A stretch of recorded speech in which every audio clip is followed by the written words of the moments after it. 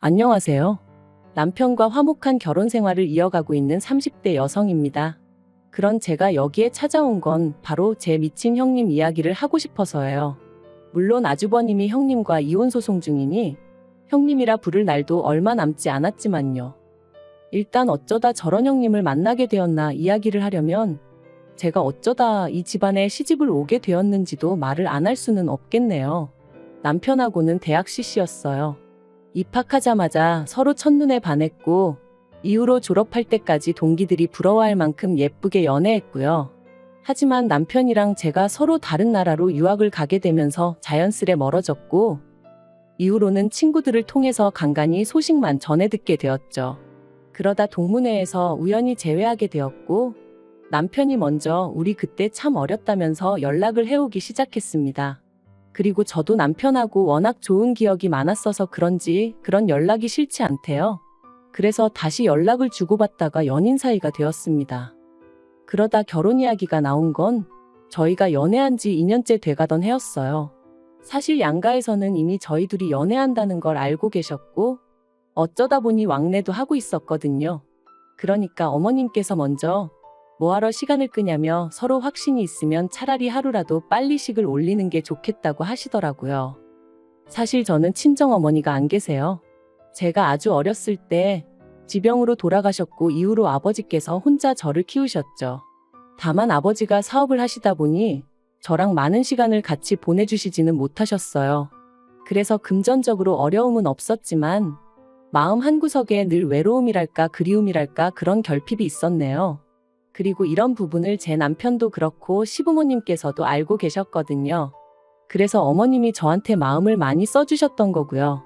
그리고 이건 여담이지만 아버지의 사업체는 제가 물려받기로 되어 있습니다.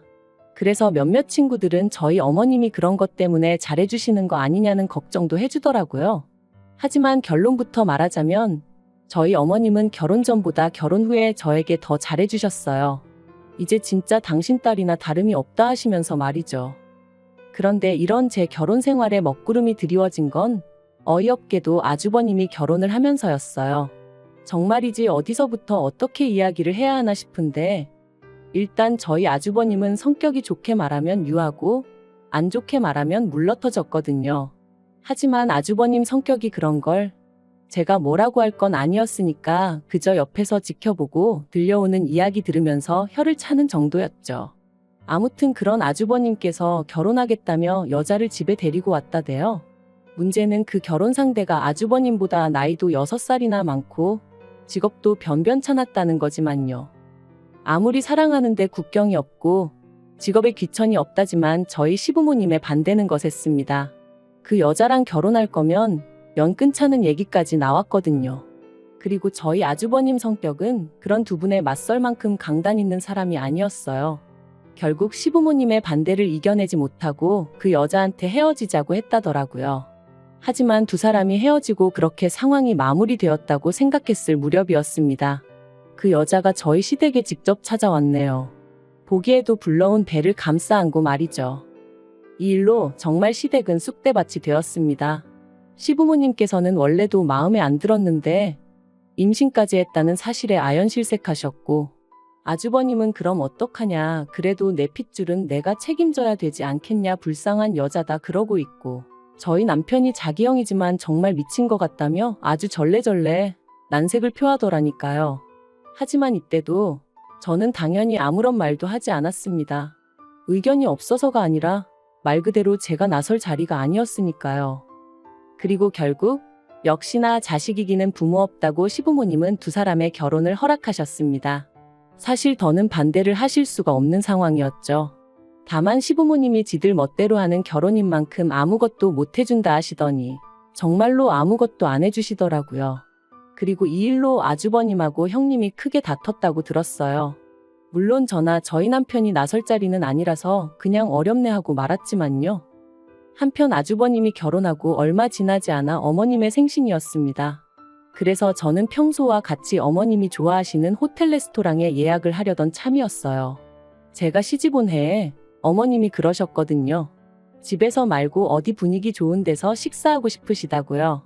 그리고 사실 어머님 성격이 집에 손님 오고 그러는 걸 안 좋아하세요. 그리고 그 손님에는 아들 며느리도 포함이었습니다.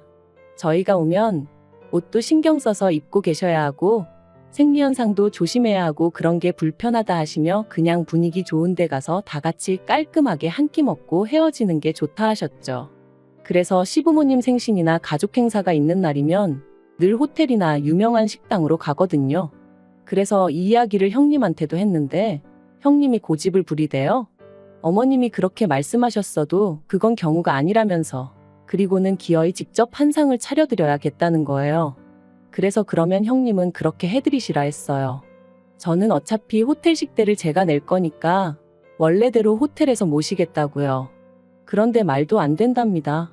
당신이 윗사람이고 차려드리기로 정했으니 저는 자기 의견을 따라야 한대요.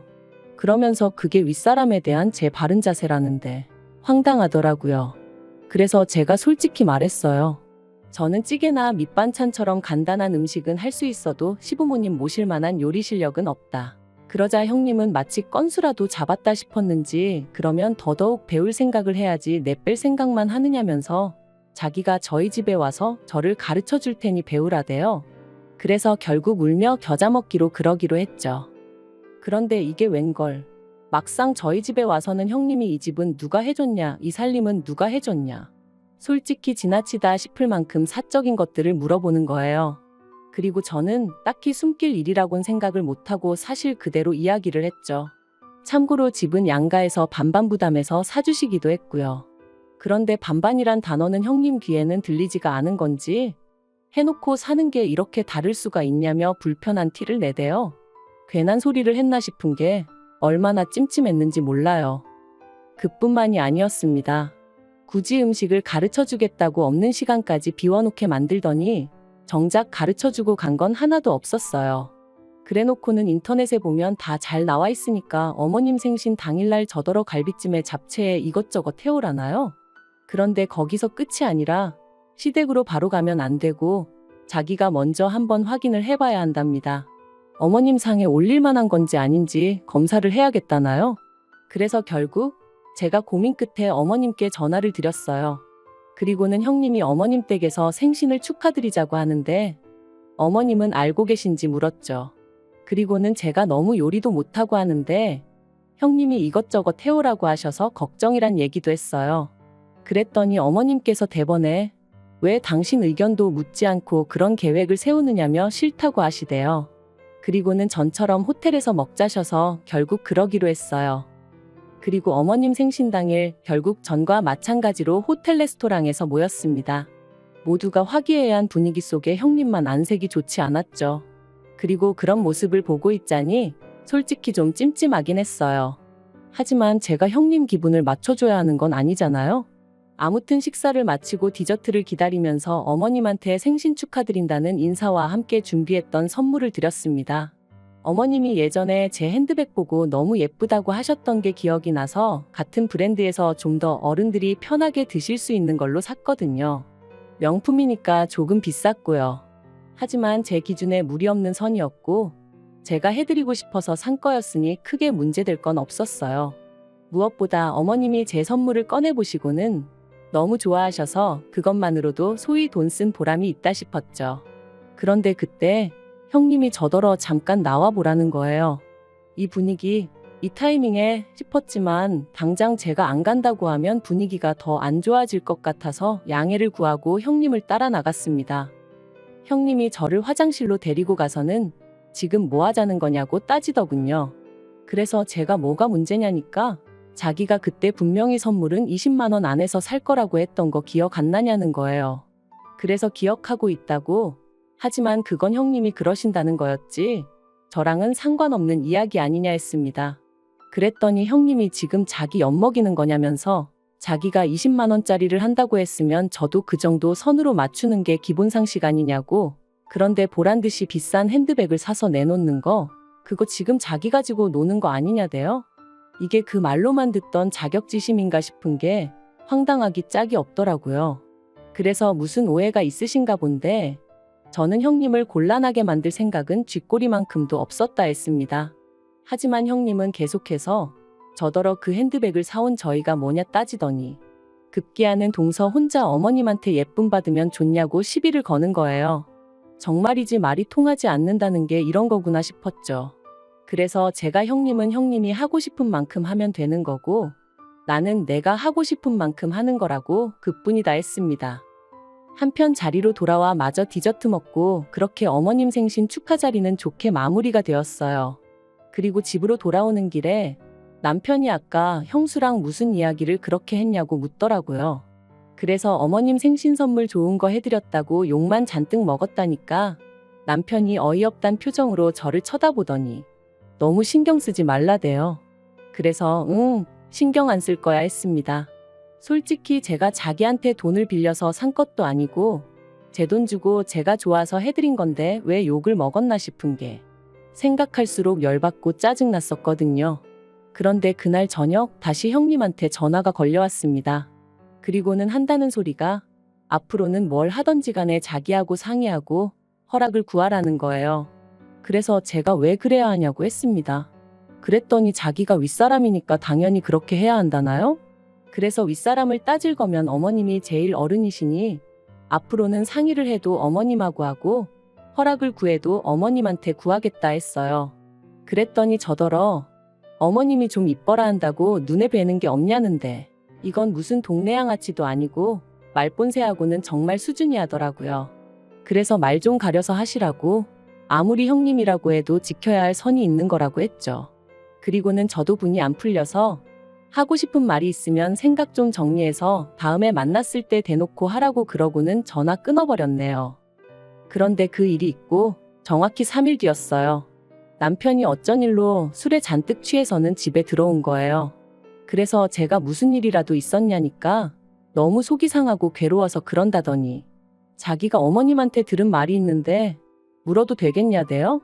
그래서 뭔데 그러냐고 말해보라니까 형님이 어머님을 찾아가 제가 어머님 때문에 돈 나가는 게 한두 푼이 아니라 너무 힘들고 부담스럽다고 맏며느리도 아닌데 이렇게까지 해드려야 되는 건지 모르겠다 뭐 그렇게 하소연을 했다더랍니다. 그리고 형님이 어머님더러 동서가 좀 힘들어하는 것 같다며 한마디로 저 생각해주는 척 생쇼를 하면서 어머님과 제 사이를 이간질을 한 거죠. 그리고 어머님은 어머님대로 서운하고 속상하신 마음에 그걸 저희 남편한테 말씀하셨던 거고요. 진짜 이 일은 지금 생각해도 어이가 없고 분통이 터집니다. 그래서 제가 남편더러 날이 밝는 대로 어머님한테 가자 했어요. 그리고는 아주버님에게도 전화드려 형님하고 같이 시댁으로 오라고 했네요. 그렇게 이튿날 아침 10시부터 시댁에 온 식구가 모여 앉았는데 형님은 전에 없이 의기양양한 표정이었어요. 특히나 어머님이 저에게 전에 없이 냉랭하게 행동하시니 기분이 아주 좋아 보이더군요. 그래서 다들 보는 앞에서 제가 어머님한테 대놓고 물었습니다.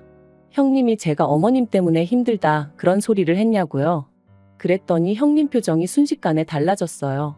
설마 제가 대놓고 어머님한테 그렇게 물을 줄은 몰랐던 모양이대요. 그리고 어머님도 저를 놀란 얼굴로 보시더니 이내 그렇답니다. 그리고 그 소리를 듣고 당신이 얼마나 마음이 아팠는지 모른다고 그간 부담스럽게 하려던 건 아닌데 제가 그렇게 느꼈다니 미안하시다는 거예요.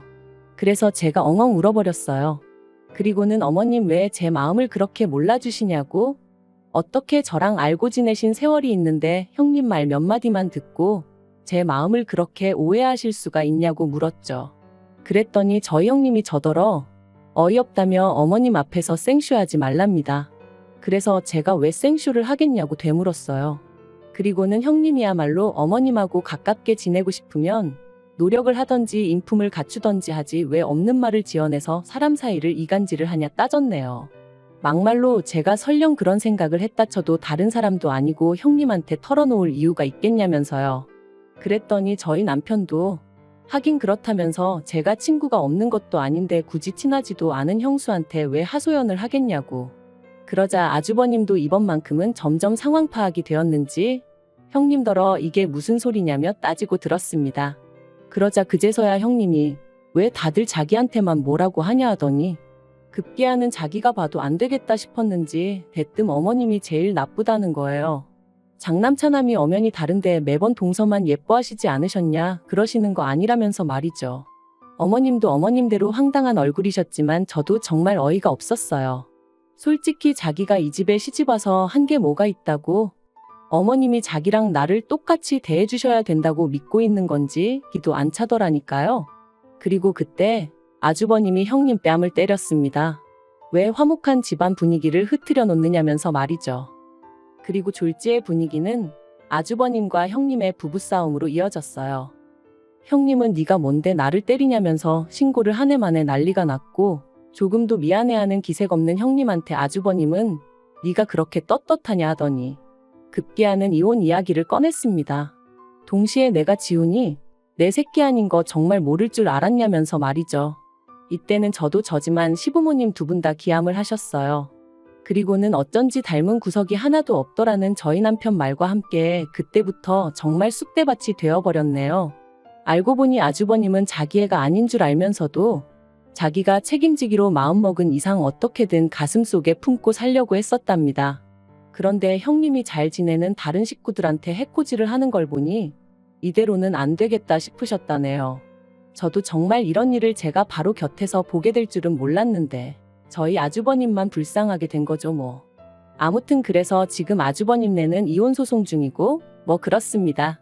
어떻게 마무리를 해야 할지 모르겠는데 살다 보니 정말 별일이 다 있네요.